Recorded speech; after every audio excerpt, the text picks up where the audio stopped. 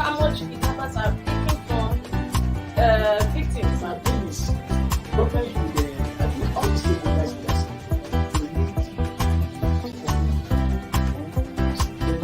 Get that, and I think you get that.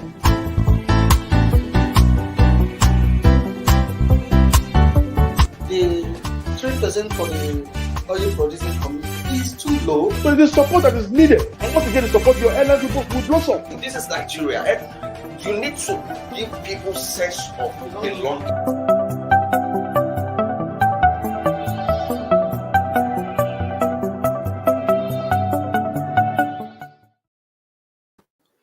Good morning, viewers. Welcome to the Tuesday edition of Inside Nigeria. My name is Bobby Badibo. As usual, we shall be taking you through front pages of some national dailies, beginning with Nigeria's most influential newspaper, The Leadership, and as well have a discussion about a trending issue of the day. And without much ado, let's start with Nigeria's most influential newspaper, The Leadership newspaper. On the front page of Leadership this morning, APC presidential flag bearer Ogbonnaya Onu may be Buhari's dark horse. APC presidential flag bearer Ogbonnaya Onu may be Buhari's dark horse. President to use Onu's choice to pacify the Southeast, will present him to other aspirants in a matter of days. Rooting for Onu will be a masterstroke for country's unity at this time, according to a source there, but you can find out who is speaking and how Onu will become the president dark horse in the 2023 presidential election when you grab a copy of Nigeria's most influential paper this morning, The Leadership newspaper. APC presidential flag bearer Ogbonnaya Onu may be Buhari's dark horse. And of course, Ogbonnaya Onu, doctor, is the Minister of Science, Technology, and Innovation. That's on the front page of Leadership newspaper this morning. Let's look at our sister publication, The National Economy. What do we have on the front page of National Economy? More Nigerians fall into poverty as GDP grows by 3.11%. More Nigerians fall into poverty as gross domestic product grows by 3.11%. Despite GDP figures, double-digit inflation put pressure on income as prices of goods services keep rising. Every 100 naira earned in Nigeria is short by 16.82% in value, according to an economist. And who is that economist? Find out the details if you grab a copy of our sister publication, The National Economy. More Nigerians fall into poverty. More Nigerians fall into poverty as GDP grows by 3.11%. Despite GDP figures, double-digit inflation put pressure on income as price of goods services keep rising. Despite GDP figures, double-digit inflation put pressures on income as prices of goods and services keep rising. Every 100 naira earned in Nigeria is short by 16.82% in value, according to an economist. And who's that economist? You can find out if you pick a copy of National Economy. Well, let's go to the third newspaper on our menu this morning, THISDAY newspaper. On the front page of THISDAY, it's 4-horse race, according to THISDAY this morning. And what's THISDAY talking about? The PDP presidential primary election. It's a 4-horse race. How PDP delegates may vote in presidential primary. Former Vice President Atiku Abubakar, former Governor Peter Obi, former Senate President Dr. Bukola Saraki, and incumbent Rivers State Governor Nyesom Wike have been projected by this day to be the forefront runners in the PDP presidential primary. It's a 4-horse race. How PDP delegates we vote, and that's that on the front page of this day. Now, the last paper on our menu this morning is the Blueprint and newspaper. On the front page of Blueprint, Adamu, non-assent to amended Electoral Act not ploy to elongate Buhari's tenure. Adamu, of course, is the APC national chairman. Senator Abdullahi Adamu is saying on the front page of Blueprint newspaper that non-assent to amended Electoral Act is not a ploy to elongate Buhari's tenure. It's too late to sign election. It's too late to sign. Election observers tell Buhari. Status quo ante remains. APC professionals. President did nothing wrong, according to lawyers. Court strike out Emefiele's suit against Attorney General of the Federation and the Independent National Electoral Commission. INEC, Adamu, non-assent to amended Electoral Act not employed to elongate Buhari's tenure. It's too late to sign, according to election observers. Status quo ante remains. APC professionals. President did nothing wrong, according to lawyers. And of course, a different matter here, court strike out Emefiele's suit against the AGF and INEC. That's that on the front page of the Blueprint newspaper. I'll be joined by my guest to actually talk about the front page of Leadership a newspaper and that of the THISDAY. Ogbonnaya Onu. Maybe Buhari's dark horse in the APC presidential primary as well. If you see the front page of THISDAY newspaper, the THISDAY has projected 4 presidential aspirants of the PDP to be the front runners. It's a 4 race, and they projected former Vice President Atiku Abubakar, former Governor of Anambra State Peter Obi, former Senate President Bukola Saraki, and of course incumbent Rivers State Governor Nyesom Ezenwo-Wike as the 4 front runners. As we speak, I'm being joined by Mazi Iwegu, the convener of Nigerians indigenous people of Nigeria, and as well as Honorable Bimbo Daramola. Good morning, Mazi, and thank you for joining us this morning. Good morning, my brother. God bless you. Yes. Mazi, I know you are sympathetic to the presidential aspiration of former Senate President, former Secretary to the Government of the Federation, Senator Ayim Pius Ayim. But if you can see what we have on the front page of Leadership this morning, the Leadership has actually dug out a scoop that Ogbonnaya Onu may be Buhari's dark horse in the APC. I know you don't belong to the APC, but then let's go to what the PDP. According to THISDAY newspaper, let me show you what's on the front page of THISDAY. THISDAY has projected that this is the 4-horse race. Ogbonnaya Onu is not among the 4 projected forerunners. Tell me what you have to say about this. Well, again, thank you very much. Yes, you're very correct that not just sympathetic towards the aspiration of the former Senate President and former Secretary to the Federal Government, Senator Ayim Pius Ayim. I am directly involved. I am, I can call myself a surrogate, for that particular, for that aspiration of his. And I am with him because of my clear understanding of what Nigeria needs going forward. First, we need a unifier in chief. I understand some of the aspirants who go about talking about the economy and all of that and the insecurity. But the truth of the matter is that it's all about politics. If we get our politics right, we'll be able to address the issue of the economy. We'll be able to address the issue of the insecurity in Nigeria. And honestly, particularly about insecurity, what I think will address insecurity is where we promote justice, where we promote equity, where we promote fairness, where we give the people, the citizens of Nigeria, the sense of ownership of their country. Because is it not strange that aliens will invade our land and they appear to have overpowered our armed forces? It's strange. Have Nigerians given up on Nigeria? So it seems. Or has Nigeria itself given up on Nigerians? Because we see that invaders seem to be having the upper hand in our country, where they are treated with kid gloves, people who are killing, maiming, raping, destroying everything about our corporate existence. But our government, the government of President Muhammadu Buhari, is on record to be treating these marauders with kid gloves, but applying the stick, applying force, using brutal force against citizens of Nigeria who are protesting against the ills in the land. Something is wrong.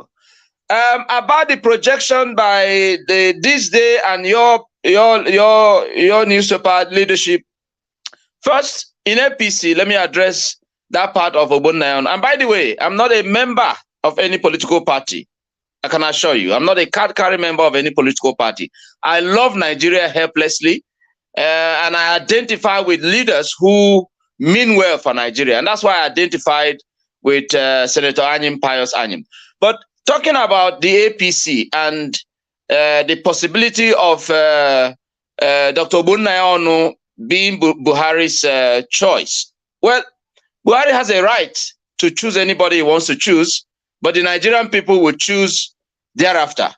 But about the character, the person of Dr. Ogbonnayan, he is a man, if you ask me, that if APC presents today and PDP makes a mistake of not presenting the right candidate, then APC has a chance in retaining power. Because you have such a calm character, a man who means well. That is talking about Ogbonnayan now. A man who means well. He expressed it when he got the ticket of APP as far back as 1998-99. But for the interest of Nigeria, the powers that be, the leaders in our country, appealed to him to please step down, and somehow he was able to give in, like the former Vice President, late Dr. Alex Ekweme, also did in PDP. For the good of our country, when the power was zoned to the southwest, these two gentlemen, these two great Nigerians, these two great sons from the southeastern Nigeria stepped down for the good of our country. And that's where we are today. So if Buhari is angling towards Ogbonnayan, then Buhari may just be doing himself some wonder, some very good service, attempting to redeem his very well battered image. If he does that, he will be leaving a legacy behind. But if he makes a mistake of not choosing someone like Dr. Ogbonnayan, and the party goes towards this drive of the highest bidder, then alas, Buhari may become the last president that Nigeria had, unfortunately. But I pray that he does this very good projection as your paper projected. I pray he listens to the yearnings of the Nigerian people. I pray he listens to feels the pulse of the Nigerian people. I pray he does that. But if he doesn't, well, it's unfortunate. He has written his name in a terrible part of our history, because under his watch, Nigeria is terribly ravaged. Under his watch, Nigeria is terribly balkanized, divided like never before. In fact, even during the Civil War, Nigeria was not this divided. It is because of the ineptitude that the government of President Muhammadu Buhari has brought to bear, in our country. I hope he redeems his image. But the projection of the other party, that is the other newspaper, that is THISDAY, projecting Atiku Abubakar, Saraki, Peter Obi, and the governor of Rivers State, Nyesom Wike. Well, if you look at these people, as far as I'm concerned, one, Atiku is off. Because if Atiku means well, I reached out to him as far back as 2019. I did him an open letter that, sir, you have done well. Write your name in gold by ensuring that you support that power should shift to southeastern Nigeria, especially that the southeast showed you so much love in 2019. In fact, the Atiku presidency in 2019 is because it was a southeast project. It was clearly a southeast agenda. And that showed that indeed this misconception that the southeasterners don't like the north is a lie. That we have an issue with the Fulani is a lie. We have an issue with poverty. The southeast hates poverty. The Igbo man hates poverty. And why we didn't support Muhammadu Buhari in 2015 is because he represents everything poverty, as we have seen today. So we have no regret that we didn't support him in 2015. Then 2019, we made a move to remedy our country, because this Nigeria project, and I want to be challenged by anybody, no zone has shown commitment, total commitment to the project Nigeria more than the Southeast. I want to be challenged by anybody. So for us, therefore, we want a nation that is egalitarian. We want a nation that is prosperous. We want a nation where our children can be great, desire to be whatever they want to be, and actualize it. This is one country where if you dream, in fact, your dream would die on that moment you start talking about it.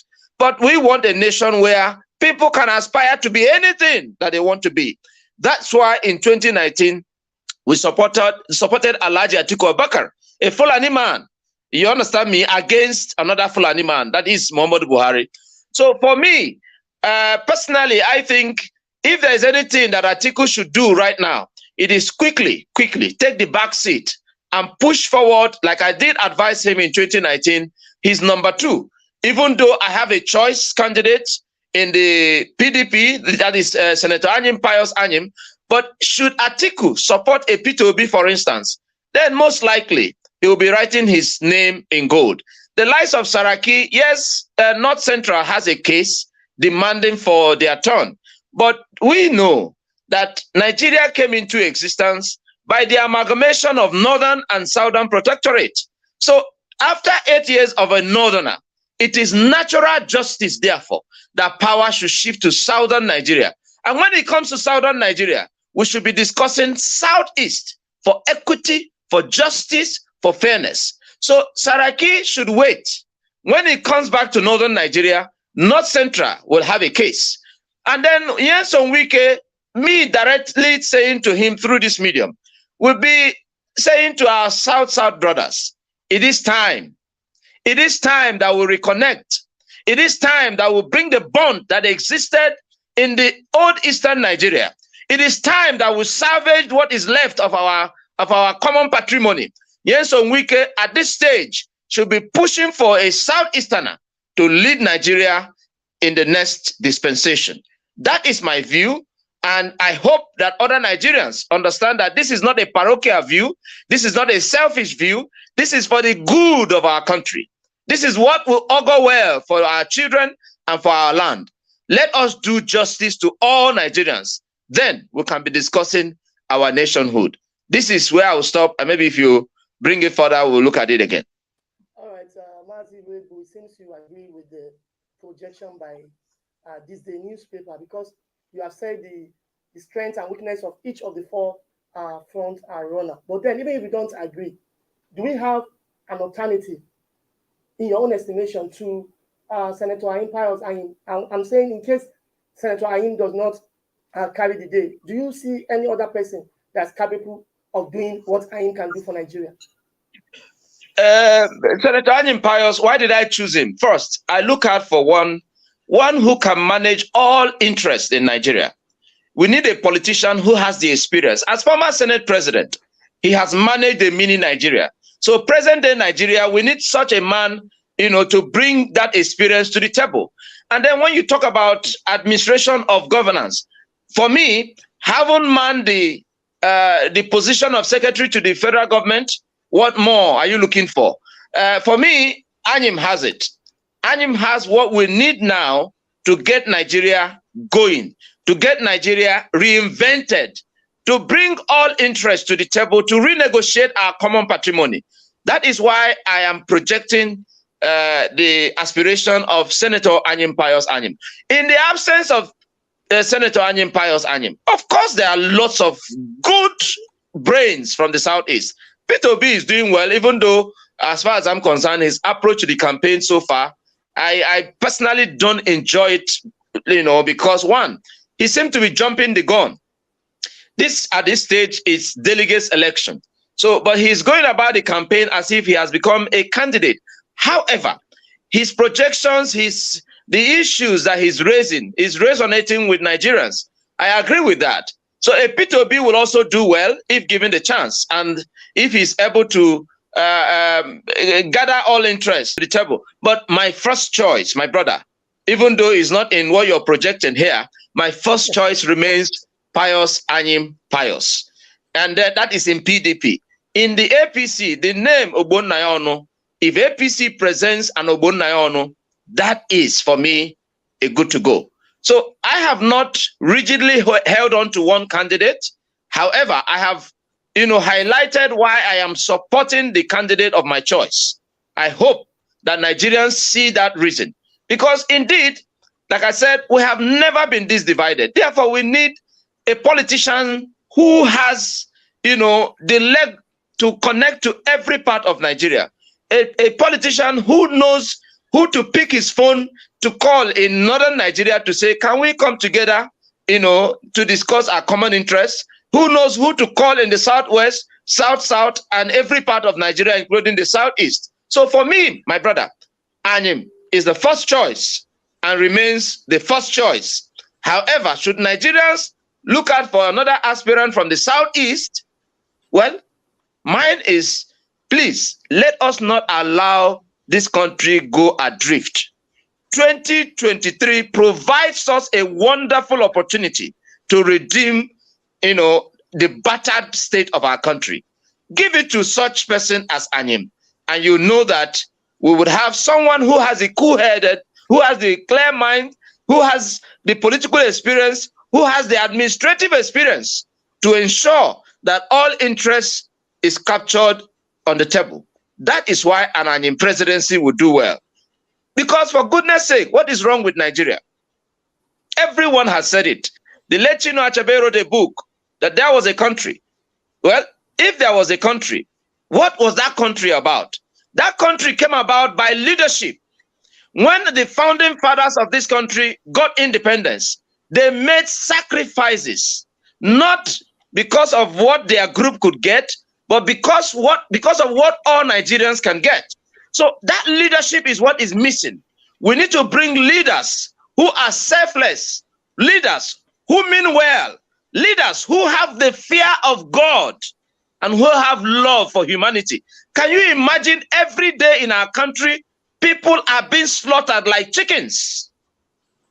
Every day in our country, not less than 50, 100 people are slaughtered, and we are moving on like nothing is going on. Like those people are not human beings. People are being kidnapped by invaders, and we're moving on like nothing is going on. There's something wrong. Have we lost our humanity? Have we lost our common, focus on the fear of God? What is going on? So we need a leader who has the fear of God, who has the humility to come to the table to say, okay, is it political? Those who are agitating in the southeast, in the southwest, and also in the northern Nigeria, can we bring them to the table and say, what are the issues? What is the IPOB campaigning? What is this agitation in the most peaceful part of Nigeria? Southeast used to be the most peaceful part of Nigeria. How did we get a disconnect? It is because of the mismanagement by the present president, by the present leader in our land. Therefore, we need a leadership that understands that those agitations that are politically related should be addressed politically. And those ones that has to be treated as crimes should be treated as crimes. If there are criminals, treat them like criminals. But if there are people who have genuine grounds, then call them to the table and ensure you address whatever their grievances are. That's what is required at this stage. So the question about, do we have an alternative? My brother, in the southeast, we have plenty men and women with the content, with the love for Nigeria that can do well. And you have them in APC, you have them in PDP, you have them in other parties. But I tell people, I say, the two parties, APC and PDP, represents clearly, the spread that is required to win elections. So any other political party, as far as I'm concerned, like I spoke to my brother, Professor Mogalo, before he went to ADC, I think, is it ADC that he went to? I told him, I said, sir, if you want to really give it a shot, go to PDP or APC. There, slug it out. Tell them what your views are, what your dream, what your vision, what you have as plans for Nigeria. Alas, he went to another political party. So I focus, my agitation for presidency from the premise of PDP and APC. If these two political parties mean well for this country, and I hope they do, they should present each of them a Southeasterner. Let Nigerians choose from the two who will become the next president. Now, Mazi, if you check the front page of leadership very well again, the last rider on the front page story is saying rooting for ONU will be a masterstroke for the country's unity at this time.